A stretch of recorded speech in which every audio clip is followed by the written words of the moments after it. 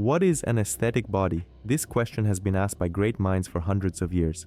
The very idea of choosing the ideal mathematical parameters of the body is simple and ingenious, but the approach is initially wrong, because it is based on the opinion of only one person, whose views simply became popular. But the root of all evil is generalization. You and I will work point by point. This is the intellectual approach to business. Smart people do not draw conclusions based on the opinion of one single person, but take into account thousands of studies of billions of people. Therefore, in this video I will tell you everything about an aesthetic body.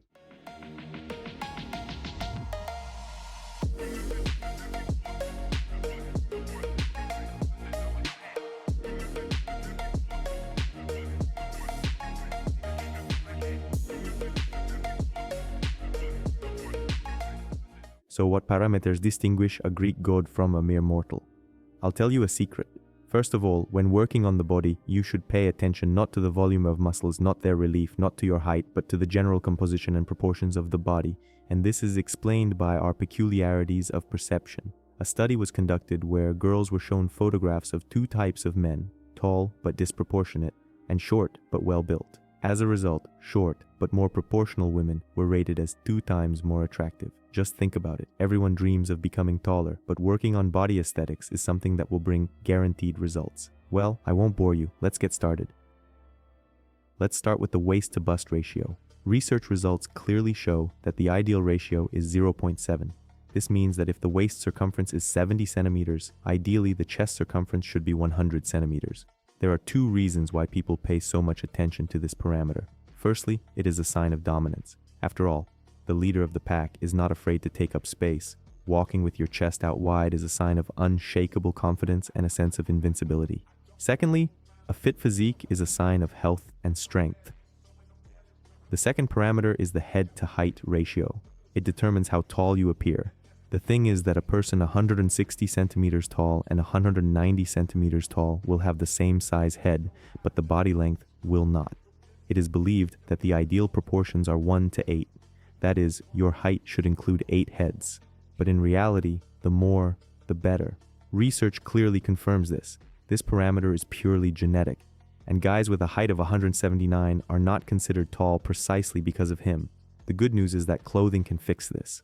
The third parameter is the thickness of the neck.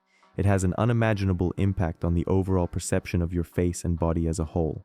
There is an astronomical amount of research showing that girls like more masculine qualities. And the neck is one of the indicators of masculinity. Fools believe that girls are attracted to feminine guys. But turn your head and ask yourself who supports this opinion. Women. And because of this, they want a comfortable feminine guy. But in the subconscious, it will be not a shabby man who will insert her, but an unshakable man. Keep this in mind. The fourth parameter is the width of the hips and the width of the shoulders. When someone says you have very broad shoulders, what they really mean is that you have a great hip-to-shoulder ratio. It is this parameter that visually distinguishes a man from a woman. A woman's hips are wider than her shoulders. For men, it's the opposite. The rule is simple. The wider your shoulders are in relation to your hips, the better. This is the aesthetic that all bodybuilders strive for.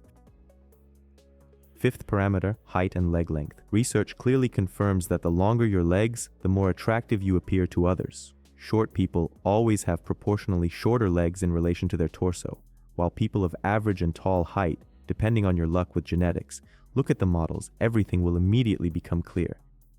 The sixth parameter is foot length and height. To understand, remember the hobbits from The Lord of the Rings. They really look like dwarfs.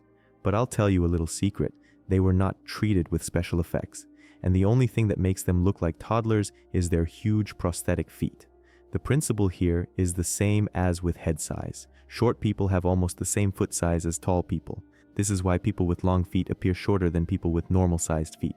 So stop wearing huge sneakers, you're just making yourself shorter.